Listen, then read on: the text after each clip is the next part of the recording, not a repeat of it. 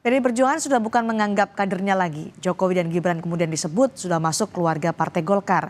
Kita ulas isu ini bersama politisi Partai Golkar Dev Laksono dan pakar politik Universitas Erlangga Pribadi. Selamat malam Bung Dev, Pak Erlangga. Selamat Selamat malam, malam, Mbak. Pak Erlangga. Selamat Baik, malam, Dari Mas. Erlangga, Bung Dev, jadi namanya sama berdasarkan kayak teman pernyataan saya, dari Ketua Umum Erlangga. Partai Golkar, kapan Jokowi dan Gibran akan resmi masuk ke Partai Golkar? Ya kalau kapan ya mesti tanya langsung ke Ketua Umum. Nah, mungkin Pak Erlangga bisa jawab atas nama Pak Erlangga kali. Karena kan hanya menunggu formalitasnya saja, kata Pak Erlangga. Ya, ya, tunggu waktunya lah. Semuanya itu akan indah pada waktunya. Yang jelas Golkar selama 10 tahun terakhir Presiden Jokowi memimpin, beliau menjadi bagian dari keluarga Partai Golkar dan Partai Golkar selalu menjadi pilar utama daripada pemerintahan Presiden Jokowi.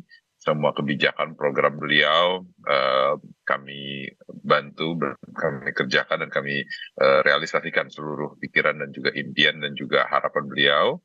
Dan kami yakin ke depannya di bawah pemerintahan Presiden Prabowo dan Mas Gibran, semua itu akan lebih tercapai dan Golkar ada di situ untuk memastikan transisi dan penyelesaian seluruh program-program pemerintahan saat ini dan ke depan. Kalau menunggu formalitasnya kan biasanya menunggu momen yang tepat, menunggu waktu yang tepat. Adakah momen yang ditunggu Partai Golkar untuk secara formal menyatakan Jokowi dan juga Gibran sebagai anggota Partai Golkar? Nanti pada waktu yang pas, di mana semua sudah berjalan dengan baik, dan itu adalah waktu yang bisa diterima dan waktu yang semua itu sudah terselesaikan. Karena kan selesai daripada putusan MK, lalu sudah diputuskan oleh KPU. Terus kita kan sekarang mulai berbenah menyiapkan transisi ke pemerintahan berikutnya. Akan tapi melangkah ke sana ada satu agenda politik lagi kan yang harus kita persiapkan, yaitu pilkada. Ya, pilkada akan dilaksanakan nanti bulan November yang akan datang. Tapi kan tahapan-tahapannya itu kan berjalan dari sekarang. Nah, itu hasil dari pemilu Februari kemarin kan yang menjadi tiket untuk penentuan pilkada nanti. Oke, baik Pak Erlangga. Petinggi PDI Perjuangan bilang Jokowi dan Gibran sudah bukan bagian dari PDI Perjuangan lagi. Kemudian seperti seakan-akan berbalas pantun, Erlangga Hartarto menyatakan sudah menjadi bagian dari keluarga besar Partai Golkar. Anda membacanya apakah ada kemudian Jokowi dan Gibran sudah tidak lagi di PDI Perjuangan dan fix bergabung dengan Partai Golkar? Iya, kalau saya lihat pernyataan dari Ketum Erlangga Hartarto itu sebetulnya adalah pernyataan diplomatik yang poin utamanya sebetulnya bukan di situ. Artinya bahwa hampir 100% ya, hampir Pak Jokowi ataupun Mas Gibran itu akan masuk ke dalam Partai Golkar. Tapi sebetulnya itu adalah pembuka dari poin utama yang akan terjadi, terutama dalam konteks bagaimana penentuan ketua umum Golkar nanti ke depan. Kenapa? Itu sangat berhubungan dengan hal itu. Nah, saya pikir bahwa Pak Jokowi dalam pikirannya tidak melihat bahwa posisi beliau sebagai Presiden RI ini sebagai etape terakhir politiknya. Dia memiliki, kalau kita mengkalkulasi secara logic of power, kita mengkalkulasi bahwa Pak Jokowi ingin menempatkan dirinya tetap dalam poros kekuasaan yang berlangsung selama 5 tahun ke depan. Sehingga dia membutuhkan institusi politik, dia membutuhkan basis politik yang kuat, yang bisa mendampingi, yang bisa menopangnya untuk tetap memiliki pengaruh power yang signifikan selama 5 tahun ke depan. Sehingga yang dilakukan adalah di sini kemungkinan Pak Jokowi akan maju dalam kontestasi pemilihan ketum Golkar mendatang. Nah, kemungkinan seperti itu sangat besar saya pikir, karena ada simbiosis mutualisme di sini antara Pak Jokowi dan Golkar itu sendiri. Di satu sisi Pak Jokowi membutuhkan instrumen politik yang kuat, yang kokoh untuk menempatkan beliau tetap berada dalam, tidak hanya di orbit kekuasaan, tapi memiliki pengaruh yang signifikan dalam konteks power. Di sisi yang lain, hal itu kemudian menguntungkan Golkar itu sendiri. Karena dengan tampilnya Pak Jokowi, political bargain dari Golkar dalam konteks Ya. koalisi Pak Prabowo itu sangat kuat. Tapi Mbak, bahwa hal tersebut bukan hal yang mudah. Ya. Karena kita tahu bahwa faksionalisasi atau pikiran-pikiran dan posisi politik dari elit-elit utama dalam Golkar sendiri tidak monoton, tidak homogen, tapi juga panjang. Sehingga di sini Pak Jokowi harus membangun konsensus politik di antara elit-elit utama di Golkar untuk masuk dalam kompetisi ketum Golkar mendatang. Oke, betulkah demikian, Bung Dev, bahwa Presiden Jokowi akan diajak masuk ke Partai Golkar atau kemudian akan menjadi ketua umum Partai Golkar seperti yang dianalisa oleh Pak Erlangga? Ya, enggak. Ini kalau yang jawab Pak Erlangga satu lagi pasti jawabnya beda ya. Yang jawabnya Pak Erlangga dari Erlangga, bukan Pak Erlangga dari Golkar. Ya, enggak. Ya, pandangan pengamat sih ya sah-sah saja. Namanya pengamat kan pasti memiliki pandangan yang namanya dari pengamat ya dari luar kan. Beda dengan dari kami. Kalau kami kan mengetahuinya dari dalam. Ya. Kalau dari dalam sendiri sih sudah solid semua pemegang suara ya.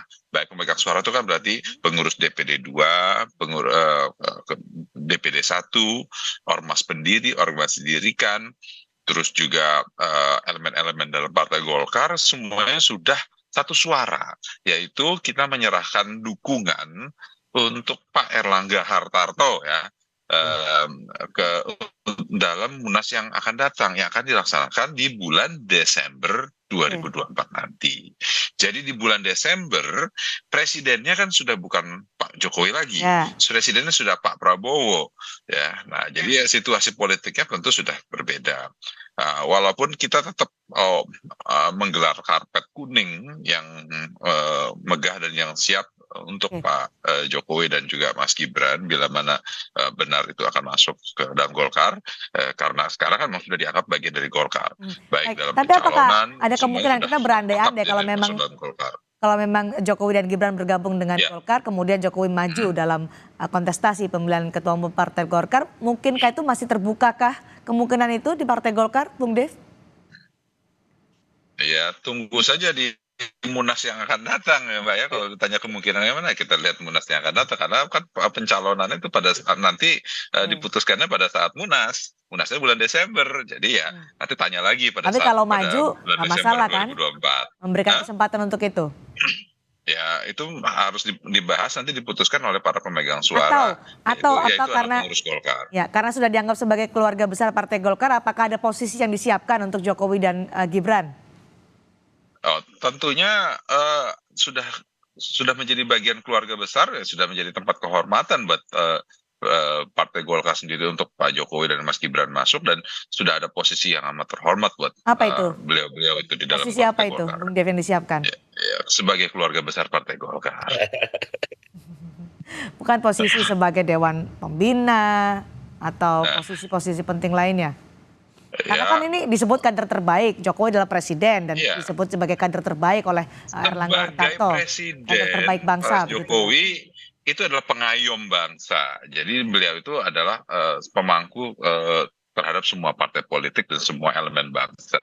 Nah, khususnya dalam hal ini Partai Golkar ya, beliau adalah memiliki tempat yang amat terhormat di dalam Partai Golkar dan juga di dalam hati sanubari seluruh kader Partai Golkar. Oke, dari jawaban Bung Dev ini kira-kira ada posisi yang sudah disiapkan oleh Golkar untuk Jokowi, Pak Erlangga? Iya, kalau kita lihat sebetulnya kan ya Mas Dev, sorry ya, saya kan pengamat kan biasa menganalisis. Jadi kalau dari omongnya Mas Dev tadi, bahwa saya melihat bahwa ruang bagi Pak Jokowi dalam Munas mendatang, dalam posisi terhormat, dalam posisi nomor 1, number 1 di Golkar, bukan sesuatu hal yang tertutup sama sekali kemungkinannya. Karena politik itu dinamis. Sekarang dalam kesepakatan perbincangan di antara elit mungkin mengarah pada dukungan terhadap Pak Erlangga Hartarto gitu. Tapi bisa jadi bahwa dalam dinamika dan perkembangannya yang berlangsung adalah kesepakatan dan juga misalnya posisi Pak Erlangga sendiri dukungannya kepada Pak Jokowi.